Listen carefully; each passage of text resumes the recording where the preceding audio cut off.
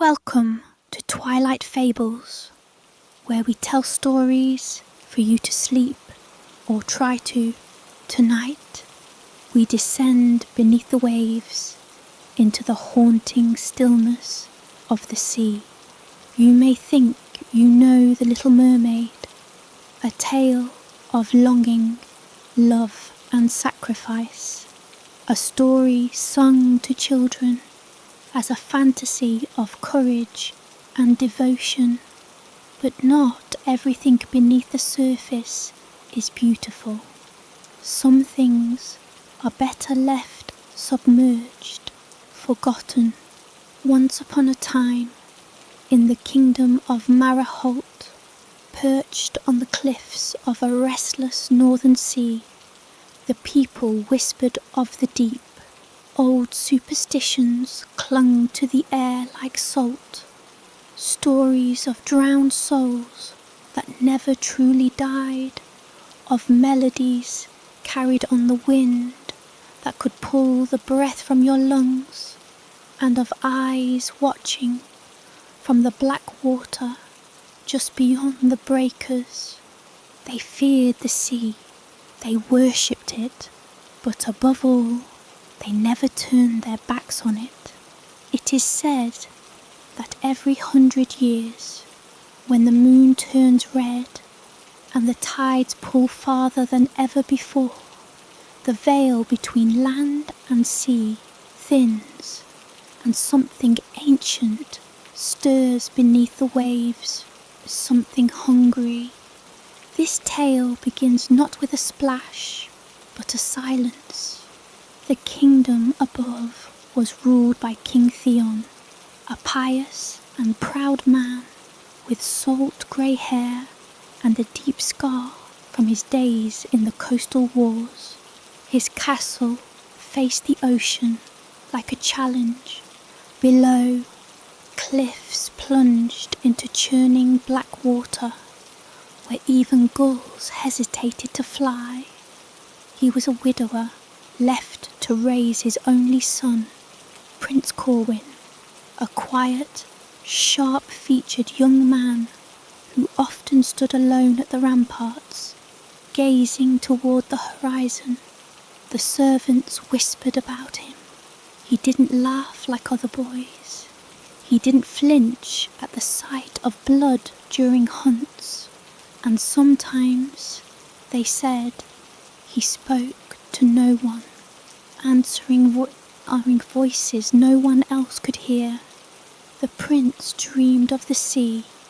Each morning, while fog still clung to the coast, Corwin would ride his white horse to the cliff's edge and watch the waves until the sun rose high. He claimed he could hear a song beneath the tides, a woman's voice, soft and sorrowful, singing in a language he couldn't understand, but somehow knew in his bones.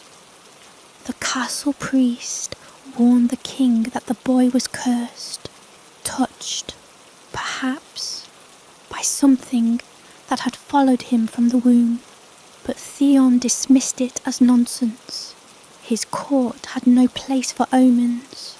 Far below, where sunlight vanished and pressure crushed the bones of the careless, the sea floor lay still, but even the dead sand remembers.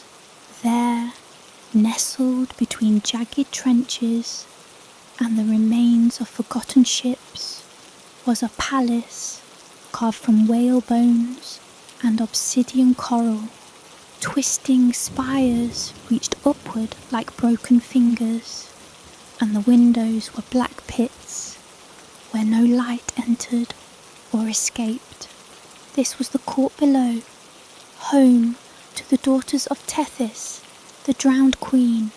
She was no figure of beauty, no gentle mother of the sea. Tethys was ancient, older than the kingdoms of men, born when the world was all water and darkness.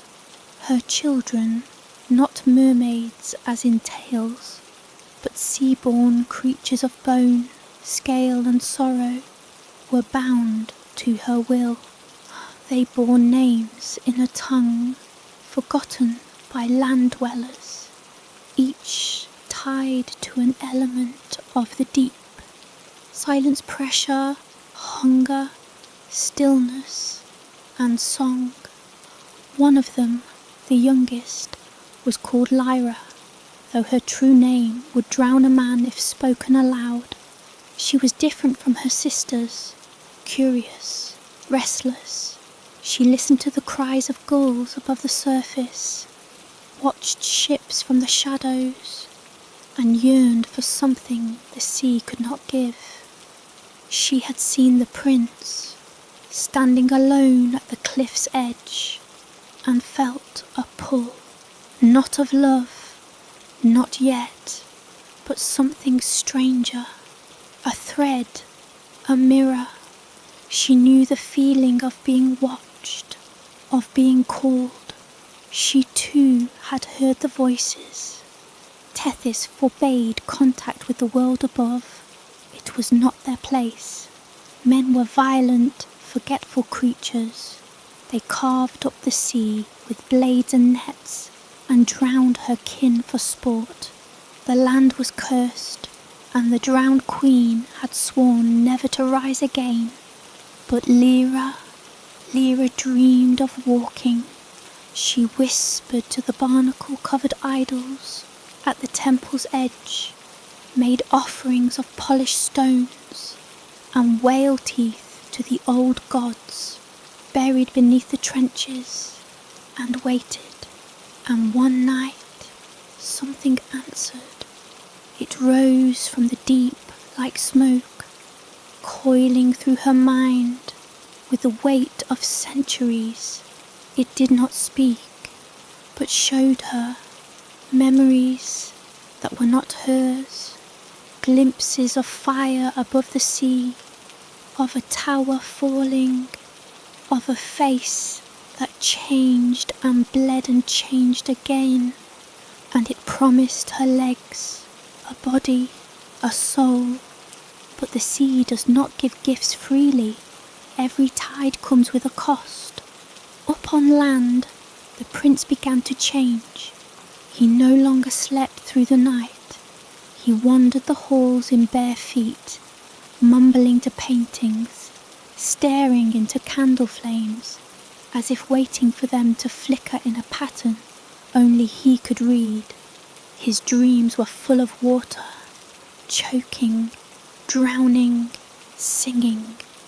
He began sketching strange shapes in charcoal on the stone walls of his chamber. Spiral runes, symbols that turned cold when touched. When questioned, he claimed they were maps. To where, he couldn't say. On the night of the blood moon, when the sea turned red as rust, and the wind blew salt inland for miles, Prince Corwin vanished. His guards found no sign of struggle, no prints in the sand, just a wet trail, like something had crawled up the cliffs and returned to the sea. And on the stone where he often stood, a smear of red, not blood, but something thicker, like ink, still warm. King Theon ordered the cliffs sealed, and the sea watched, but it was too late. The tide had turned, and somewhere far below, Lyra smiled. The night Corwin vanished, the sea went still. No waves broke, no gulls cried. The air itself held its breath.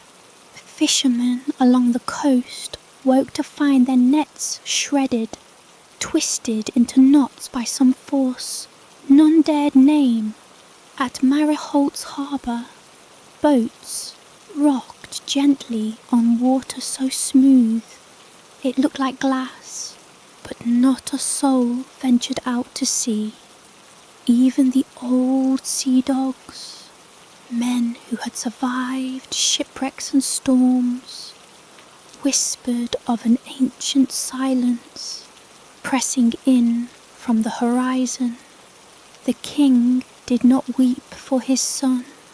King Theon was not a man given to softness, but he locked the tower room, the prince's chamber, with iron and prayer.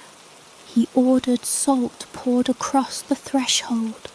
Candles burned through the day and night in the castle chapel, guarded by a priest who had begun sleeping with his crucifix clutched so tightly the wood splintered into his palm.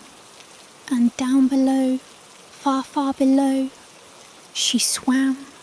Lyra's tail shimmered with streaks of oil, black and silver, trailing behind her like smoke in water. Her hair floated like kelp around her face, and in her eyes burned the deep glow of bioluminescence, cold and watching. She did not look back. The palace of the drowned queen loomed behind her like a sunken cathedral. Lyra had left behind her sisters, their faces blank masks of scale and sorrow. Tethys had said nothing, only turned her great head, crowned with sea anemones and fossilized bone, and stared at her with that ancient gaze. It was not permission, but neither was it denial. Lyra drifted upward, passing the cold bones of whales, the cracked hulls of ships whose names had long been forgotten. She passed through shadows where nothing moved, where even eels refused to swim, and the temperature dropped so sharply the water rang with a glassy hum. She carried nothing, no charm, no blade, no anchor, only a name, a thread, Corwin. She had spoken it into the dark trench where the old one slept. Her voice had echoed, soft and solemn, down the cracks between the stones, and something had answered. It had told her what to do. Above, the moon rose, fat and red, like a wounded eye. The tide surged toward the cliffs of Mariholt, and with it came Lyra. But she did not breach the surface. Not yet. There was a place, a hidden reef carved into the rock below the cliffs. A shrine so old that even the sea had forgotten it, covered in coral and slick with black moss. The archway rose like the ribs of some long-dead god. Within it waited the mirror, not a mirror as you or I know it. No glass, no frame. It was a pool, unnaturally still, even as the tide crashed around it. When Lyra peered into it, her reflection did not smile back. It did not move. She knelt before it, tail folding beneath her like silk. A voice came, not from the mirror, but from inside her. "The price," it whispered. She did not speak. She only nodded. Her hands reached into the dark water. She felt nothing at first, only coolness, the kind that seeped into bone. Then pain, sharp, clean, like coral slicing skin. Lyra did not flinch. Her body convulsed once, and then again, harder.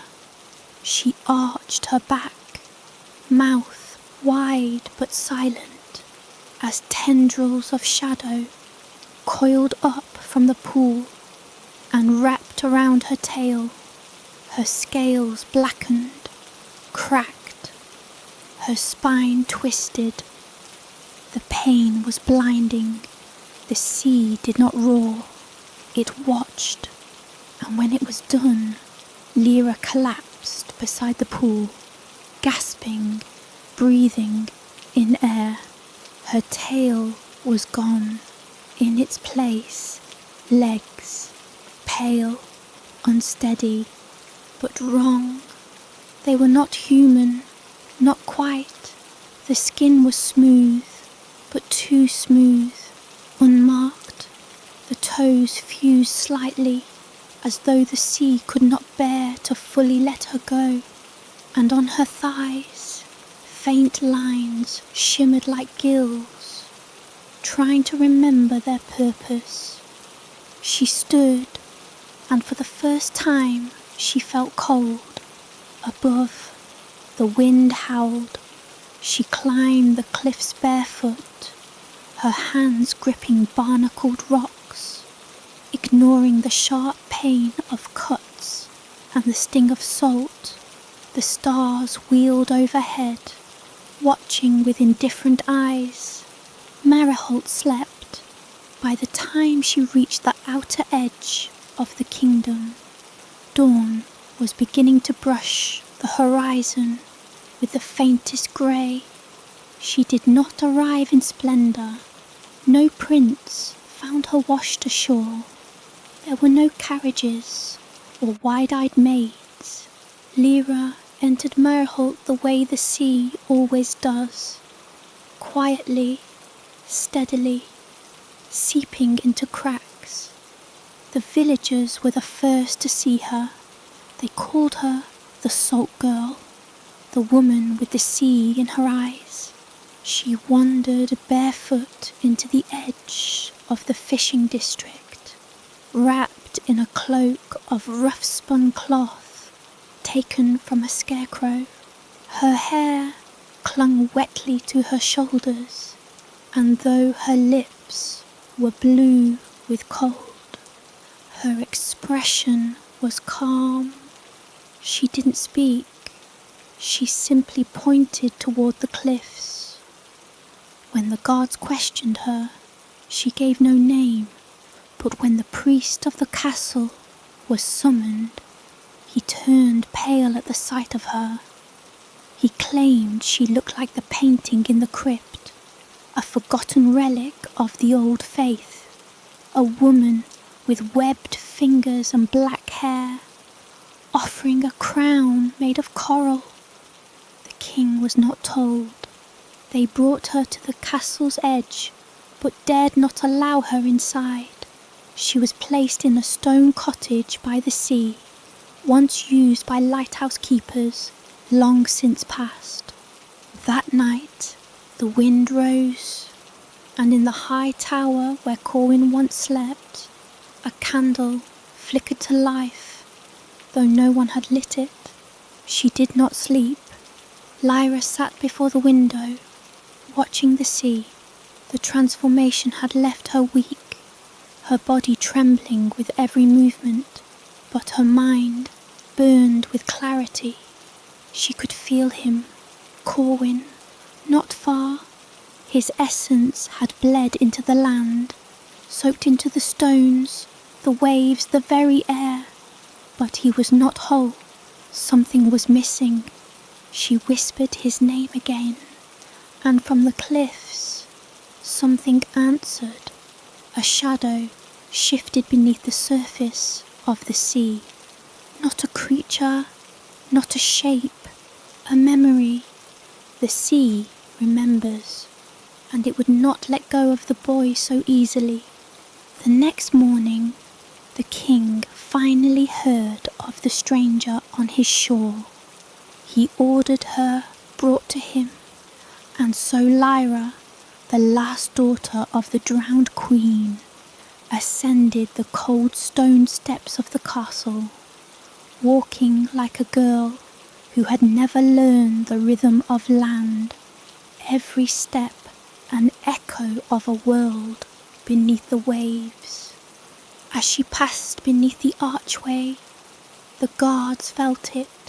The air changed, like a tide turning. Something had come ashore. They say The sea never forgets, but neither do castles.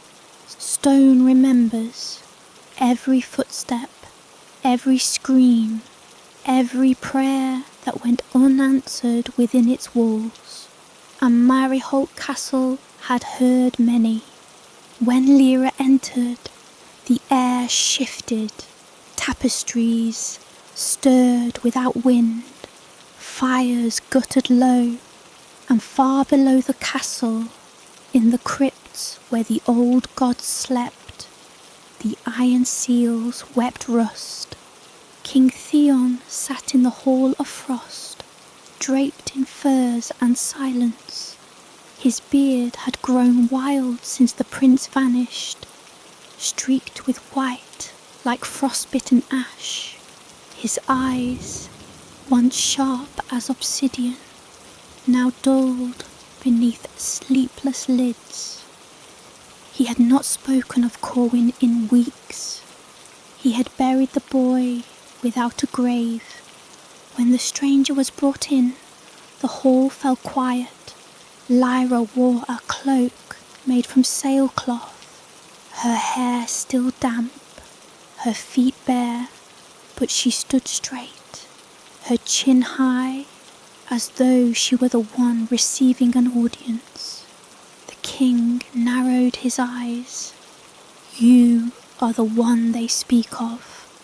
She said nothing. His fingers clenched the armrest. "You come from the sea, that much is clear." Still, she was silent.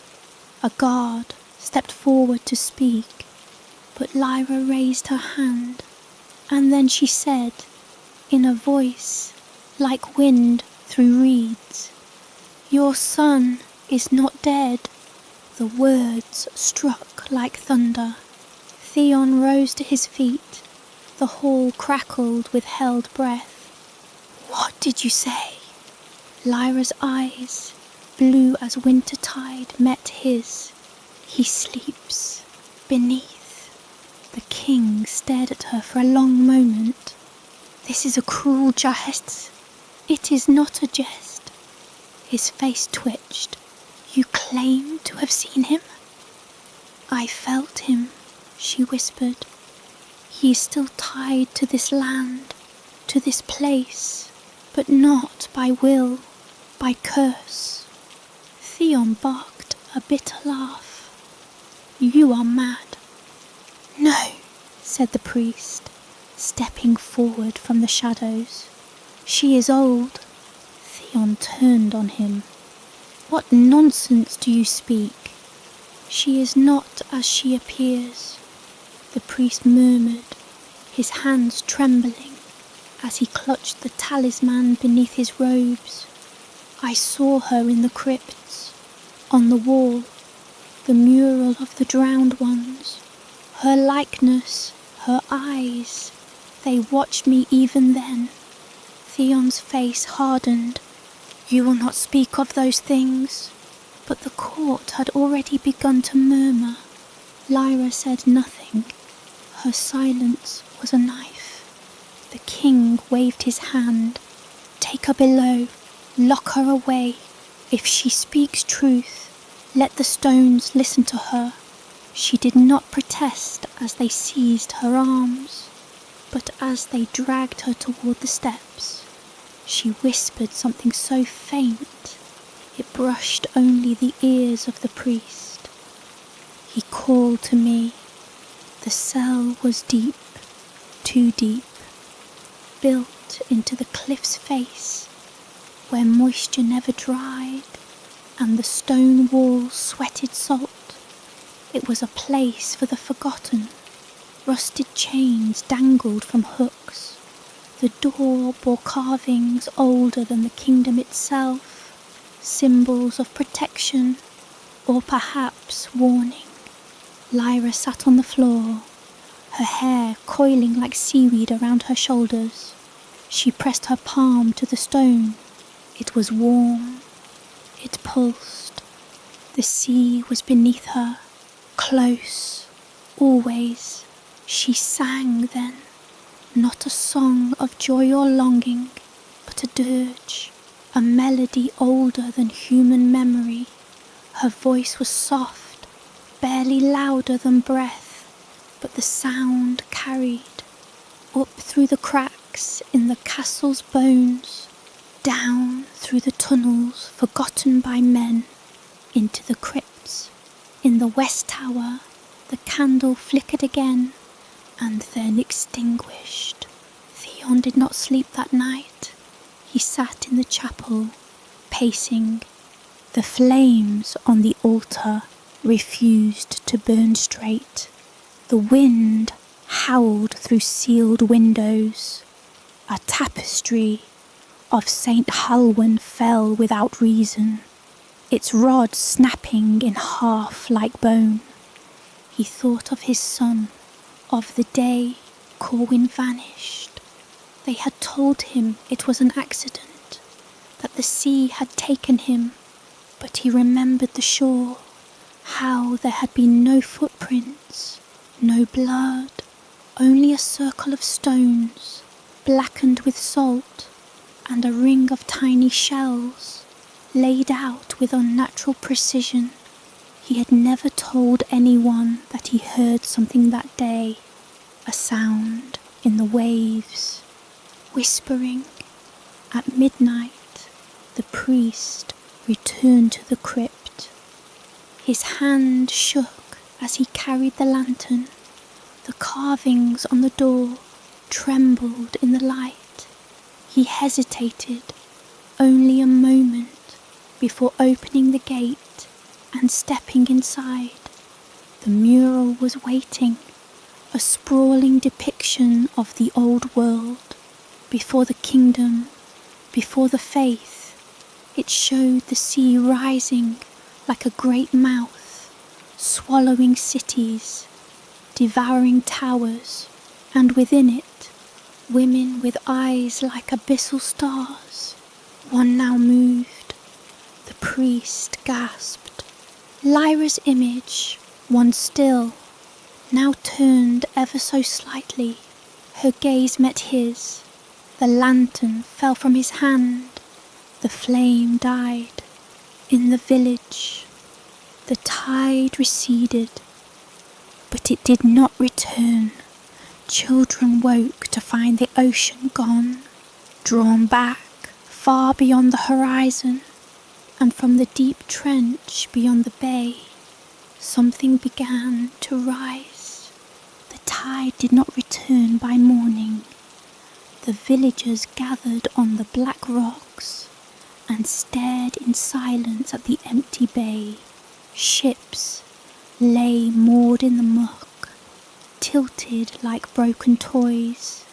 The seabed, usually hidden beneath the silver veil of water, stretched on endlessly, a wasteland of salt-stained coral and sunken bones. No one spoke. The silence was too loud. Something had been taken from the world. The sea's lullaby, the breath between waves, the heartbeat of the shore. It was gone, and in its place, awaiting, Theon stood atop the seawall, wind tugging at his cloak. Behind him, his advisors whispered of omens and heresy. Before him, the ocean floor shimmered, slick with wet light. He could feel it, not absence, but withdrawal, like a predator pulling back before it pounced. Summon the girl, he ordered. She is not a girl, the priest whispered. He looked older now. His hands never stopped shaking. Theon didn't respond. Lyra was brought before him once more. Her hair was still damp, her expression calm, too calm. You did this, the king said. No, she replied. The sea did. You mean to tell me this is coincidence? I mean to tell you it is answer. He stepped closer. My son, what do you know?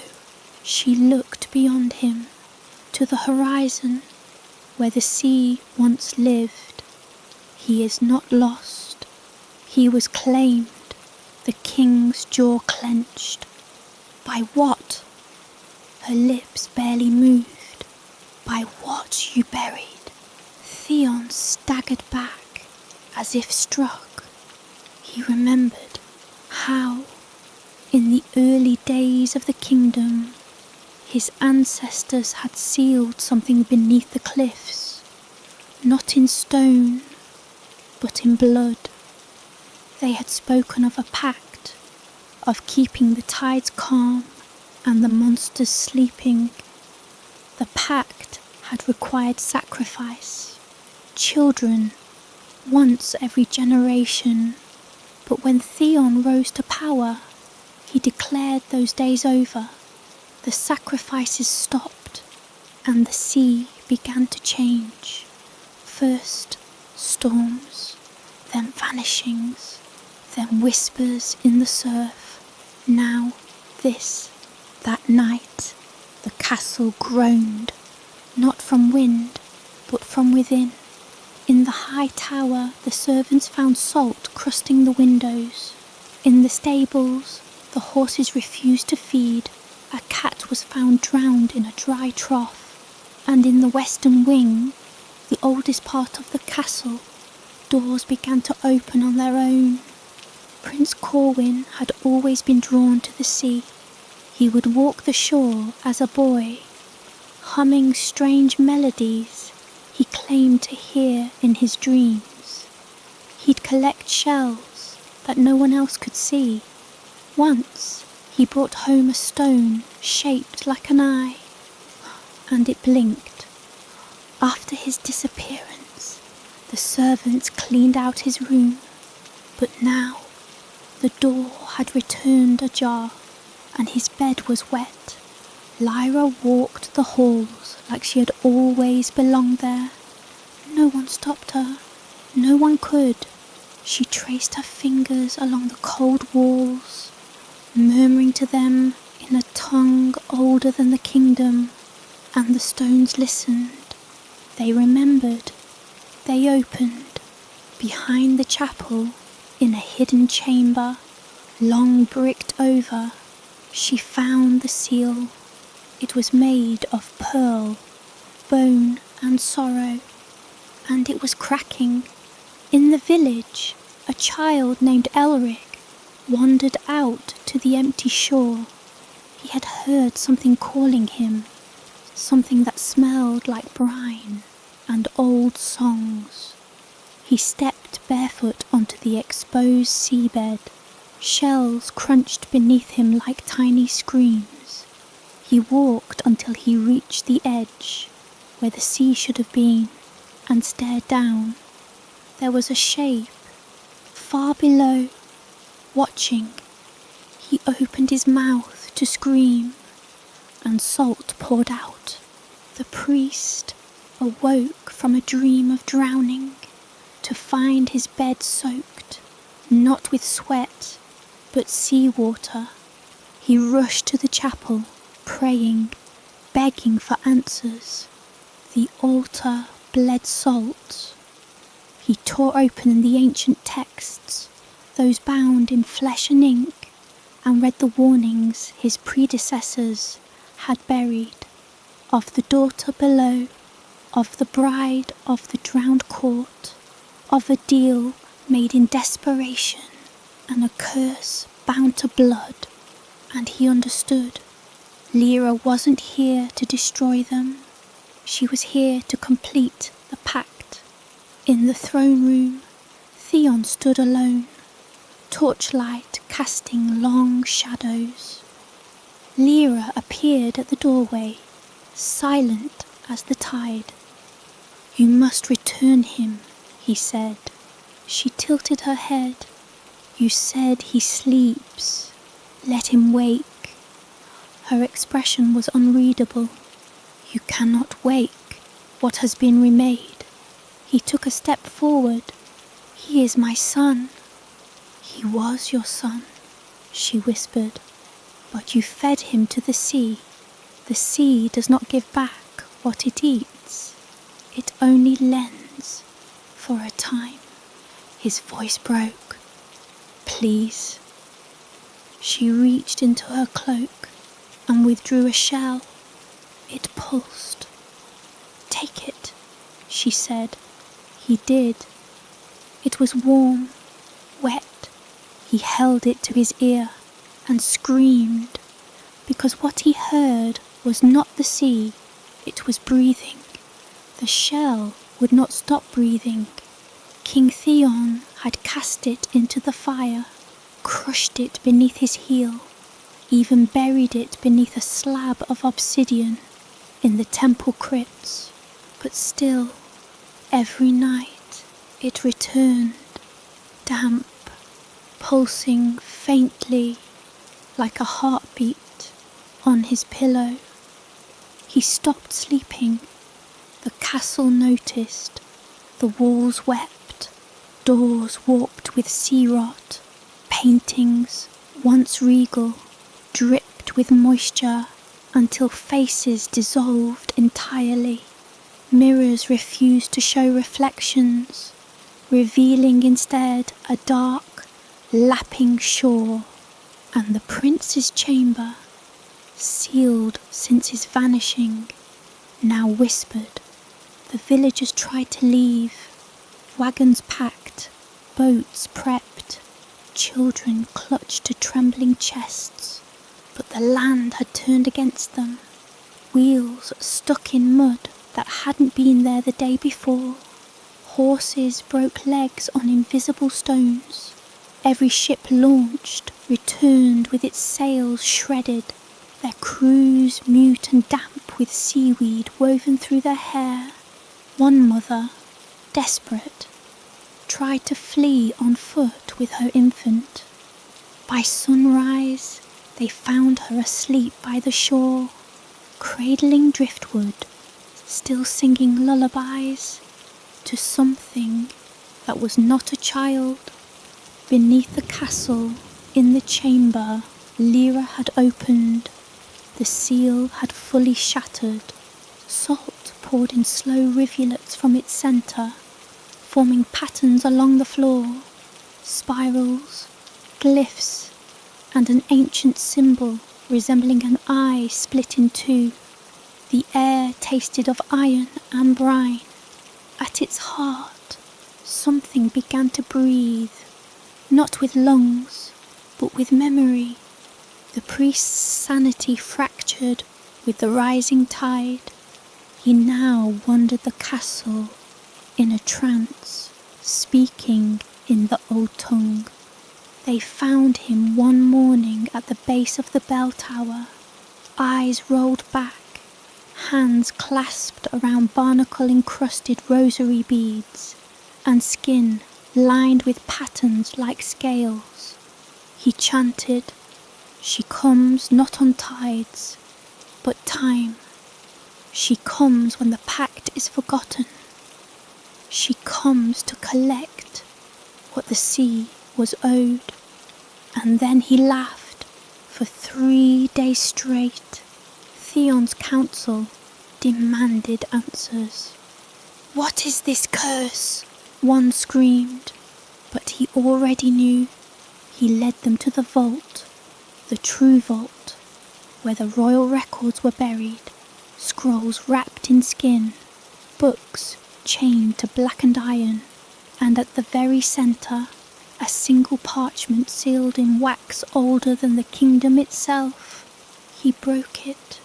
The room dimmed, and he read aloud the oath of his ancestors. "In the 12th moon of the drowned year, we give to the sea what we cannot hold, our line, our blood, our voice. So long as the salt flows, so shall peace reign. Break this pact, and the bride shall rise. She will walk in beauty and leave nothing but silence." The silence after the reading was deafening. Then one of the council members whispered, The prince, Theon nodded. We denied the tide its due, and now the tide has come to collect. In the village square, a well burst, but what spilled out was not water. It was hair, long, black, wet, followed by an arm, then a face, but it wasn't human. Its eyes were filled with stars that no longer shone. Its mouth hung slightly open, sea anemones curling from its gums. It clawed its way upward like a dream unforgotten, leaving behind the heavy scent of old oceans. The people ran, but they didn't scream because their voices had been taken. Back in the castle, Lyra stood before the broken seal. She wore white now, woven from sea silk, threaded with kelp, trailing wet footprints wherever she walked. Behind her, the tide had returned, but it was wrong. It rose too fast, too dark, and it sang, not with waves, but with names. Everyone who had ever been taken. Each syllable was an anchor pulling at the soul. In the prince's room, the bed was full. Someone lay beneath the covers, breathing softly. A servant crept forward, heart pounding. He reached out, and the thing under the blanket grabbed him, not with hands, with tendrils.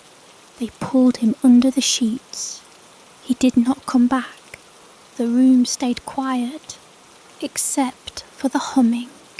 The same song the prince used to hum as a child, only now it was in Lyra's voice, and the notes were upside down. That night, the sea breached the walls, not over them, through them.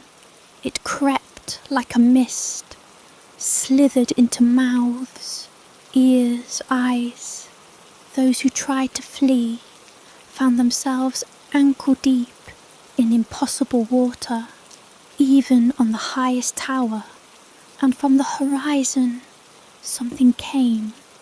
It was not a ship, it was not a creature, it was the drowned court, and they had heard the lullaby. They came to see their bride wed, and the kingdom would be her altar. The water continued its slow, relentless rise, creeping through the castle's broken windows and shattered doors like a living thing. It seeped into the stone corridors, pooling in once glorious chambers that had long since surrendered to silence and decay. The once vibrant kingdom beneath the waves was no longer a place of beauty, but a tomb, a kingdom drowned in sorrow and forgotten promises.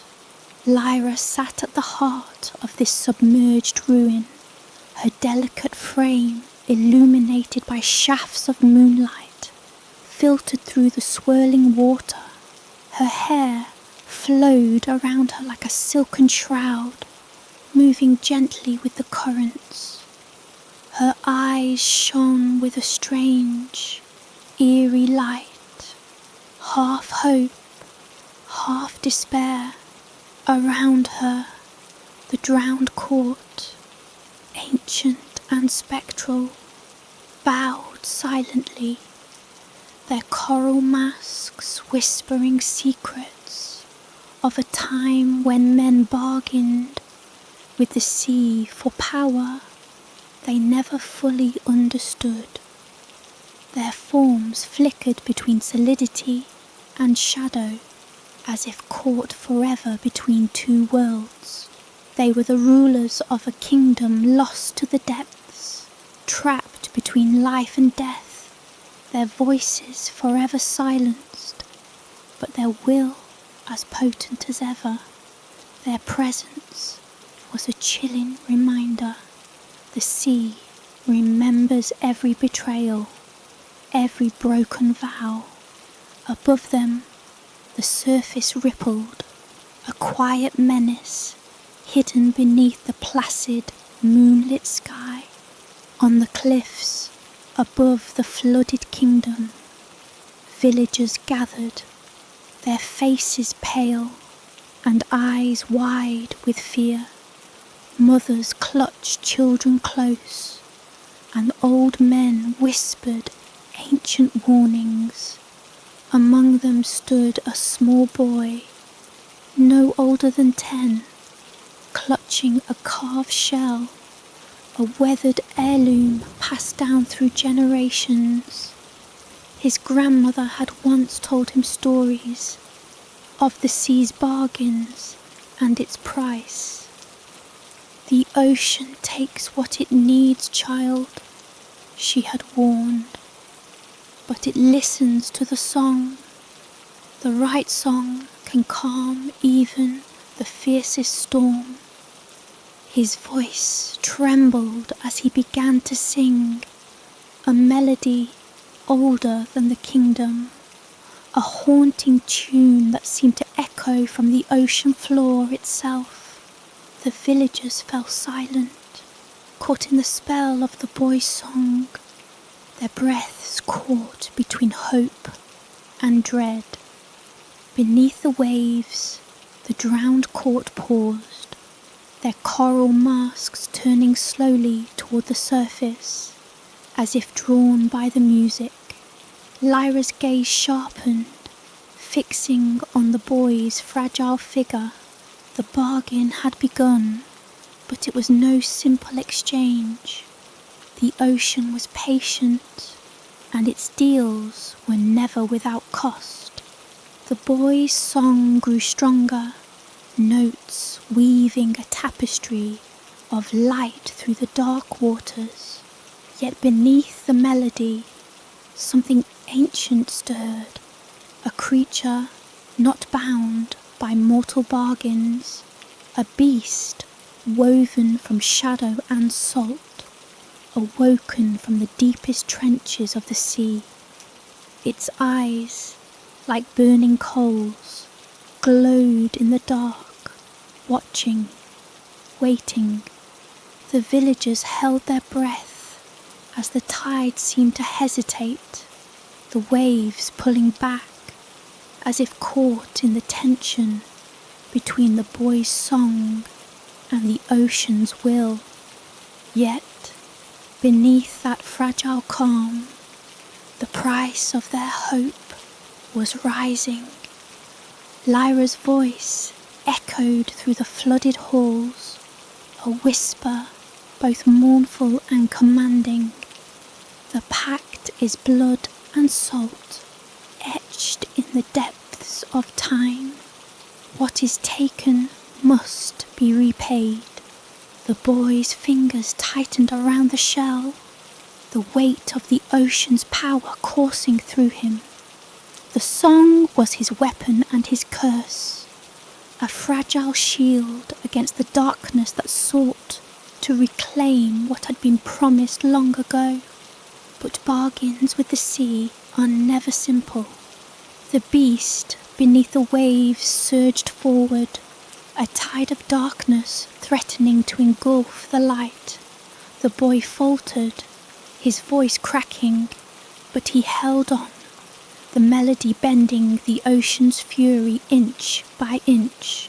The kingdom above the waves stood on the edge of ruin, caught between the mercy of the song and the hunger of the depths. As the night deepened, the ocean whispered secrets of sacrifice and sorrow, of love lost and power gained, reminding all who listened that some bargains can never be broken. The ocean's breath was heavy now, a constant pulse felt deep within the bones of the kingdom and the hearts of those who dared to dwell near its edge. Above, The moon slipped behind a curtain of clouds, dimming the silver light that had once guided the way for sailors and dreamers alike. Below the surface, shadows gathered, long, twisting shapes that whispered of ancient curses and forgotten bargains. Lyra drifted through the sunken halls, the remnants of her home, a ghostly reminder of what had been lost. She reached out, fingers brushing against the faded tapestries that once told tales of joy and celebration. Now, those stories were drowned beneath layers of silt and silence. Her coral crown, dulled by time and salt, weighed heavily upon her brow. The sea had not forgotten, but neither had it forgiven.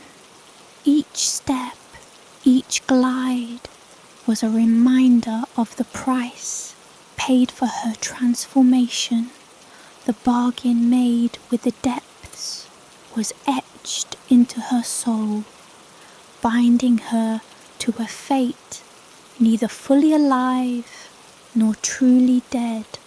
The song of the boy on the cliffs echoed faintly through the water, a fragile thread pulling her toward a hope that seemed both distant and dangerously close. The drowned court watched her silently, their hollow eyes reflecting the dim light like flickering lanterns. They had waited centuries for a chance to rewrite the pact, to reclaim the power stolen by the greed of men and the broken promises of kings. Their coral masks, cracked and worn, told stories of battles fought beneath stormy skies and beneath the crushing weight of the tides. Far above, the villagers huddled close around fires, their faces etched with worry. The old tales had returned, whispered warnings passed down like precious heirlooms. Some believed the sea was reclaiming what was once hers. Others feared the boy's song would summon forces beyond mortal understanding. The air was thick with anticipation and dread. On the shore, the boy rested, his throat raw from singing, but his spirit unbroken. The carved shell in his hand was warm to the touch, pulsing with the rhythm of the ocean itself. He had become a beacon, a fragile bridge between two worlds, and his song was the thread holding the balance steady. But beneath the waves, something stirred, a presence, darker than the endless night, more relentless than the crashing storm. It was the sea's true secret, hidden in the deepest trenches where light dared not reach. A beast born of shadows and salt, hunger and vengeance. Its scales shimmered with unnatural light, and its eyes burned with a fury born of centuries trapped in the abyss. Lyra felt its gaze upon her, a chill crawling beneath her skin. The pact she carried was no longer hers alone. It belonged to the tides, to the creatures that lurked in the darkest waters, waiting to claim their due. She reached out to the drowned court, their silent chorus rising like a tide in her mind, a summons and a warning. The water around her thickened, pulling tighter as if the ocean itself was closing in. The boy's song faltered for a moment, a crack in the fragile melody that held back the rising darkness. But he drew a breath, steadying himself, and sang on, weaving light through the shadows. Above the cliffs, the villagers watched the sea with bated breath. The moon re-emerged, casting silver fingers through the clouds, lighting the way for the unseen struggle beneath the waves. Mothers held their children close, old men whispered prayers, and the wind carried the echo of a song that had survived centuries. The sea was patient, but it was also merciless. Lyra's voice, barely more than a whisper, filled the flooded halls. The ocean remembers all.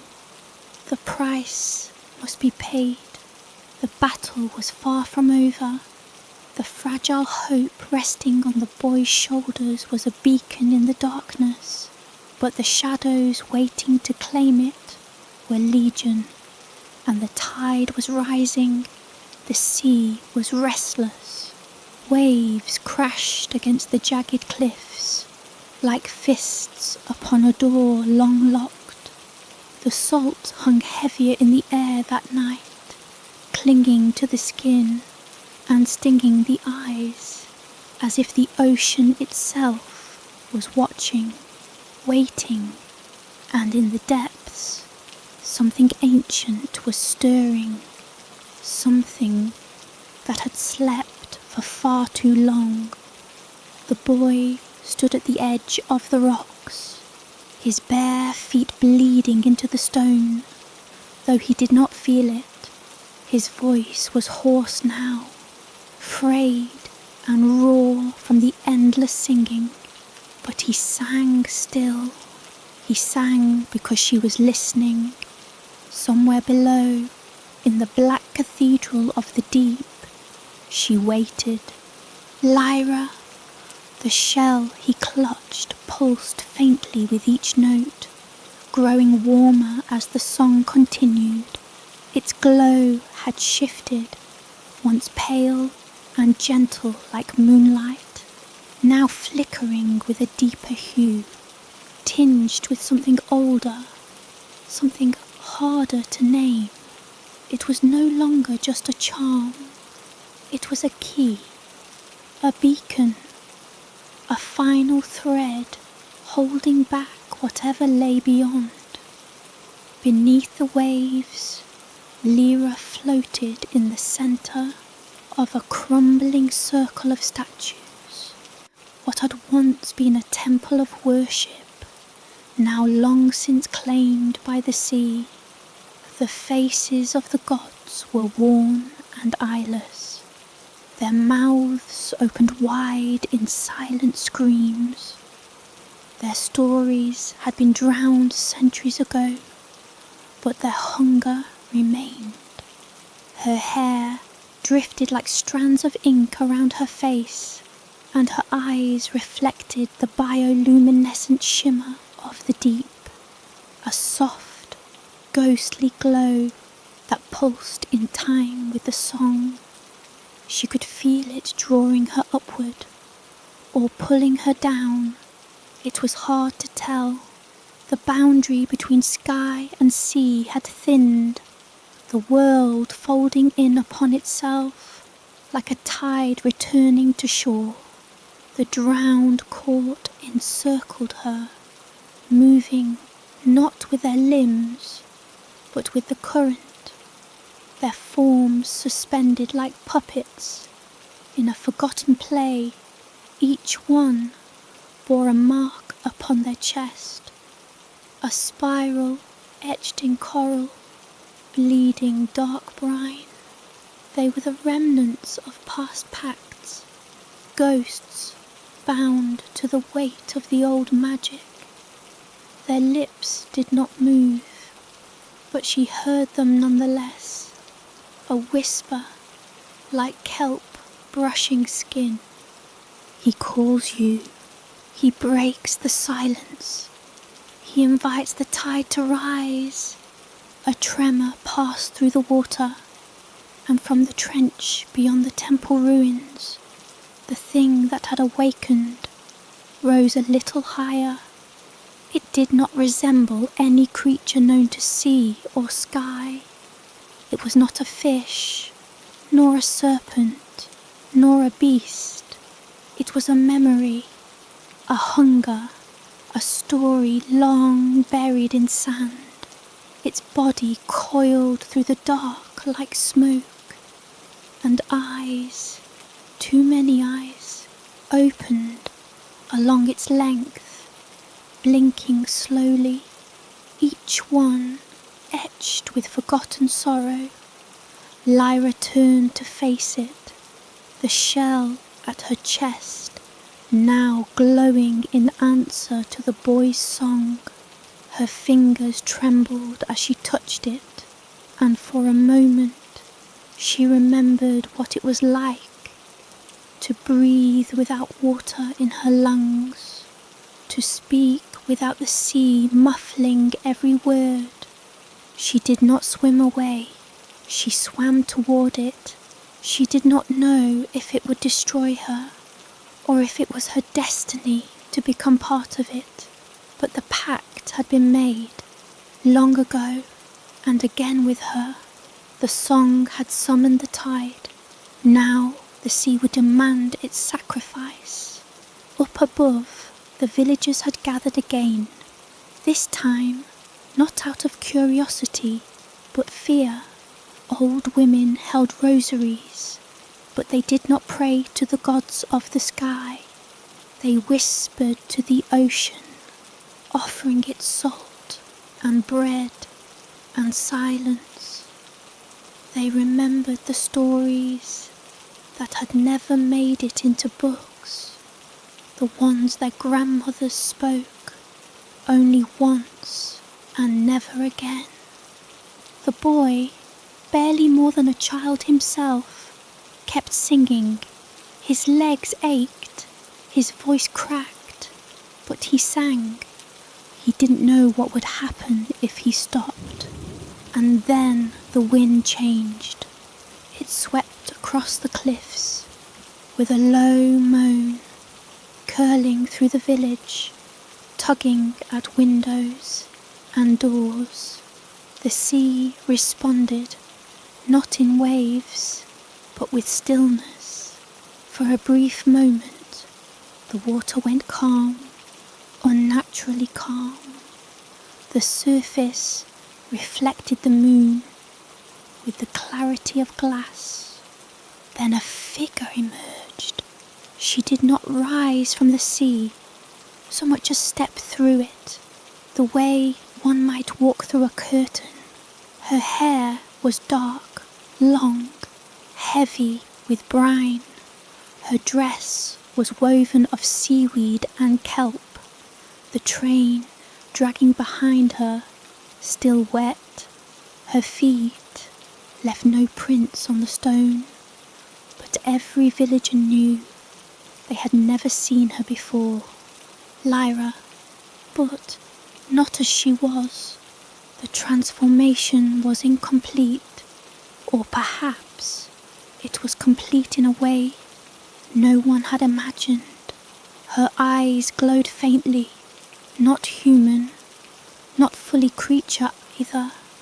Her movements were fluid, graceful, but detached, as though she wasn't entirely there. The shell at her chest pulsed once, and the song finally stopped. The boy lowered his head, falling to his knees, exhausted, and the villagers watched as Lyra turned to the sea. She raised her arms, and the water answered. It surged forward, not as a wave, but as a hand, a tendril, a shape. The creature from the trench had followed her. It loomed just beneath the surface, only barely visible, but the sense of it, the weight, hung in the air like a storm about to break. The villagers ran. The sea did not follow. Instead, it receded. Lyra turned back to the boy, eyes shining with salt light. She reached out and touched his face gently. He flinched, not from fear, but because he could feel it. Her sorrow, her strength, her curse. The burden she carried was no longer just hers. It belonged to both of them now. She opened her mouth to speak. Only a whisper came. "You brought me back." He nodded, tears mixing with the sea spray. "I didn't know. I had to try." Her lips curled slightly, something like a smile. Then she turned toward the sea and walked forward. Each step left no mark, but the earth trembled with her passing.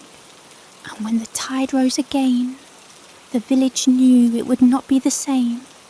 Lyra had returned, but she had brought something with her. The waves no longer whispered, they watched. Ever since Lyra's return, the ocean had taken on a new temperament. It was no longer wild, no longer chaotic. It was waiting. It sat in eerie stillness, glassy and dark, reflecting a sky that had forgotten how to shine. The moon hung pale and hollow, its light barely reaching the village now, and beneath that frozen silver surface, something coiled. The boy hadn't spoken since that night. His voice, once lost in the wind, was now lost in him. He wandered the shoreline at dusk, tracing the shape of her footprints with his eyes. Though none remained, people avoided him, not out of cruelty, but because he no longer seemed entirely present. The villagers didn't speak of Lyra, not aloud, but their behaviour changed. Windows were shuttered earlier now. Lanterns were lit before the sun dipped fully below the horizon, and no one went into the water. Still, Lyra came. Some saw her, always at twilight, always near the edge of the cliffs. She didn't speak, nor did she approach. She stood at the boundary where sea met stone, watching, as though she had forgotten which side she belonged to. Her presence carried a weight, thick, cold, ancient. One night, a fisherman named Elias, a young man too bold for his own good, challenged the quiet. He had lost his brother the year before, pulled under during a storm no one else remembered. The sea had stolen from him, and now, seeing this girl haunt the shore, he refused to be afraid. "She's just a girl," he spat at the others, his lantern swinging angrily. "A ghost story for frightened children. You think she's some kind of sea witch? I'll show you." He walked out past the edge of the rocks into the shallow tide. The water barely reached his knees. "Come on then," he shouted into the dark. "Come take me if you're real." The waves were still. Then one ripple, one, and from beneath the surface a shape unfolded. Not Lyra, something else. It rose slowly, fluid, graceful, impossibly large. It did not shimmer like fish or drift like weed. It pulsed with memory, with grief, with an emotion too vast to name. Its body, what little could be seen, was black and slick, stretched into unnatural lengths, and it opened, not a mouth, but a wound.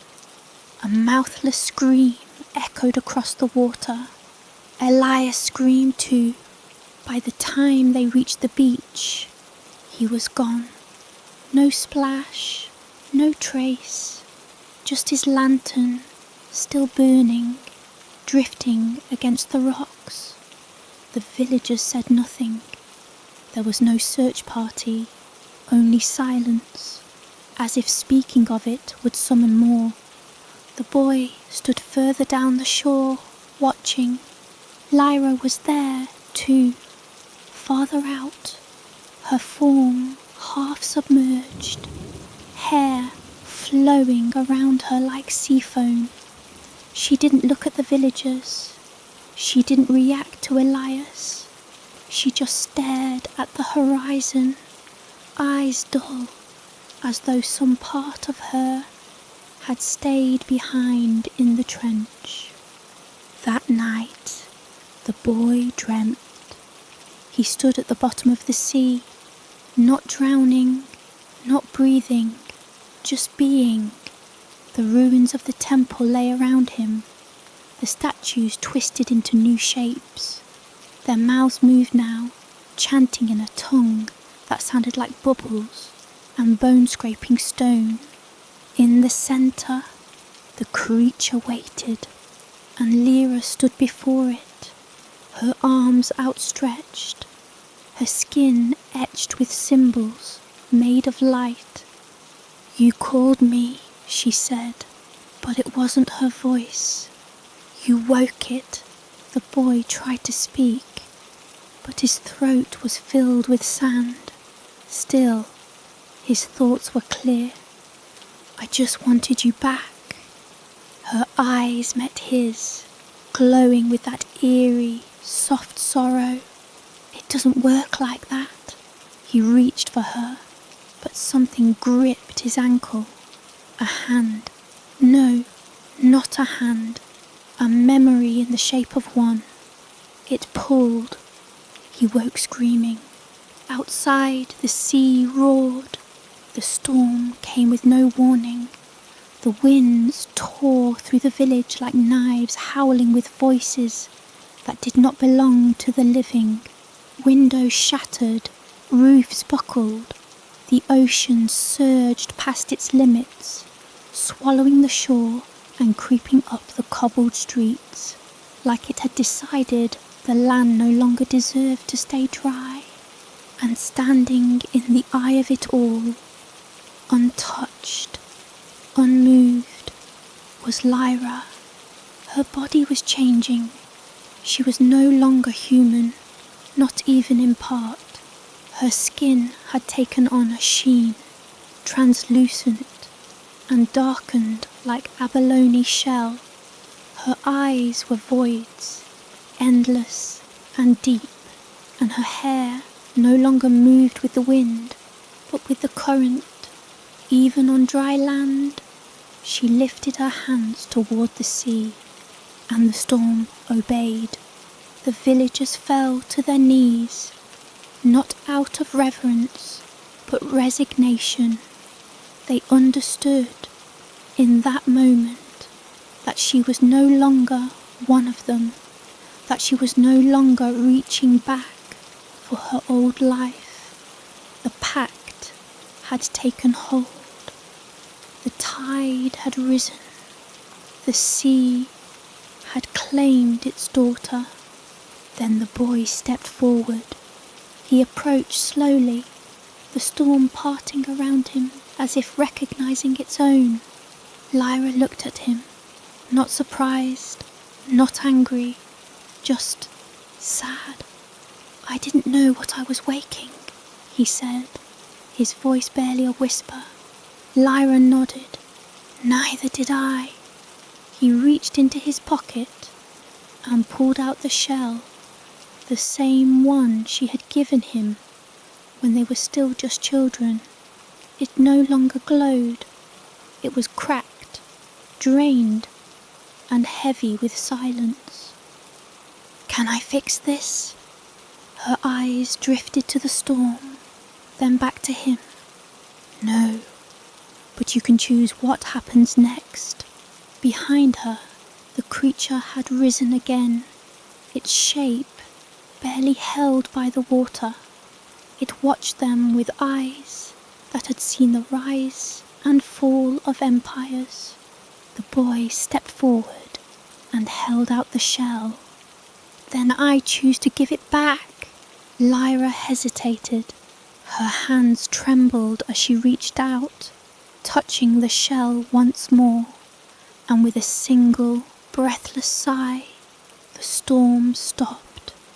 The waves froze, the wind died, and the sea exhaled. The hush that fell over the sea was not peace. It was a stillness, too complete, too final. The village lay broken beneath the weight of salt and silence. Shattered windows wept rain. Boats sat cracked and half buried in sand, and rooftops sagged as though bowing to some unseen god. The villagers didn't move. They stood frozen, soaked to the bone, trembling from more than cold, as if waking from a nightmare that had followed them into daylight. And on the shoreline, Lyra stood with the boy, the shattered shell between them. The ocean no longer reached for her feet. It had drawn back, not from retreat, but reverence. Lyra was not a creature of land nor sea now. She was something in between, suspended on the boundary where life dissolved into myth. She looked down at the shell in her hands, cracked, dull, but pulsing faintly now, as if her touch had reignited something ancient buried in its core. "You gave this to me," the boy said, voice soft, hoarse. "When we were young," Lyra nodded. "I remember I told you it sang. It still does, just not in words, I know." The sky had cleared, but the clouds that lingered on the horizon remained bruised and dark. The sea shimmered with unnatural calm, reflecting the warped light of a world forever changed. He stepped closer. "Is it over?" Lyra turned to the ocean, and the movement of her gaze stirred the surface like breath across glass. From the depths, the shape of the great creature remained, a shadow in waiting. It did not move, but it watched. She nodded slowly. "The storm is gone. The price is paid." His eyes searched hers. "What price?" She didn't answer right away. Instead, she walked toward the water's edge. Each step she took left no imprint on the sand, as if the earth had stopped recognizing her presence. "The deep remembers everything," she said at last. "What it gives, it also takes." He followed, but kept a few paces behind. "Then what did it take from you?" Lyra smiled, but it was the kind of smile that broke something in your chest. "My voice, my past, my place in the world. I gave them willingly, thinking I could come back, that I could be who I was, and still touch what shouldn't be touched." Her hands trembled, but not from cold. The glow from the shell flickered again. "I thought I could save something, change something. But once the sea tastes you, truly tastes you, it doesn't let go." The boy reached out and took her hand, surprised that it still felt warm. "I don't care what you've become. You're still you." Lyra shook her head. "No, I'm not. not entirely. The waves shifted behind her, drawing closer again, no longer angry, but yearning. They curled toward her like fingers. He stepped forward, defiant. Then fight it. Come back with me. I can't. Why not? And this time her voice cracked, because I called it, and it heard me. Her eyes were glossy now, shimmering, not with tears, but with a brine that shimmered with unnatural light. You remember the trench? She asked. The place they warned us about? He nodded slowly. It isn't a place. Not really. It's a wound, a mouth beneath the ocean floor. It listens, it waits, it sleeps until something wakes it. And you woke it, he whispered. I thought I was searching for knowledge, she said. But it wasn't knowledge, it was a bargain. Every tale has a truth at its heart, and every myth has teeth. She held up the shell, the faint pulse now steady. It let me go, she said, because I brought something back with me. A doorway, a tether. The boy stared at the shell. It's inside that. Lyra shook her head. It's inside me. The wind picked up, but it wasn't cold anymore. It was warm and wet, like breath against your neck. The sea responded, a low hum like a heartbeat, matching the rhythm of the shell. He stepped back. Then give it up, break it, send it back. I can't, she whispered. To unbind it now would tear this place apart. She turned to him, a pleading softness in her eyes. But I can leave and take it with me. He felt the air thicken, his throat tighten. No, you don't have to. There has to be another way. She reached up, touched his face. I'm sorry.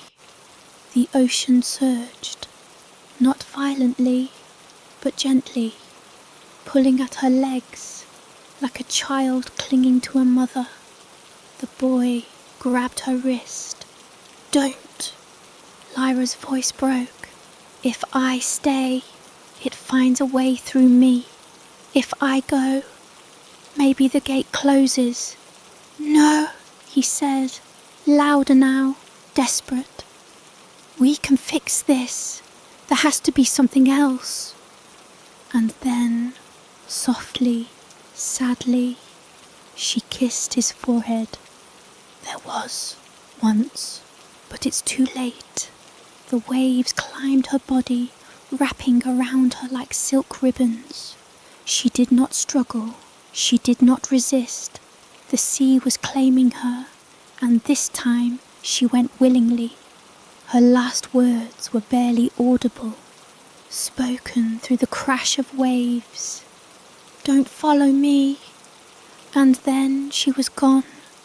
The water stilled, the heartbeat stopped. The shell fell into the sand, its glow extinguished.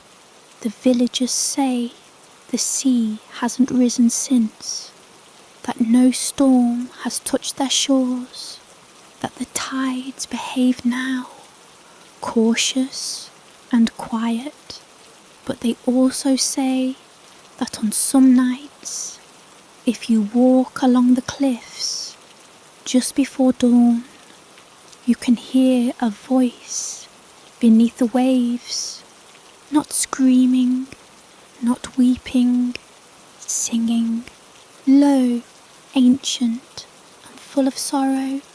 A song for those who never came home, a lullaby for the deep,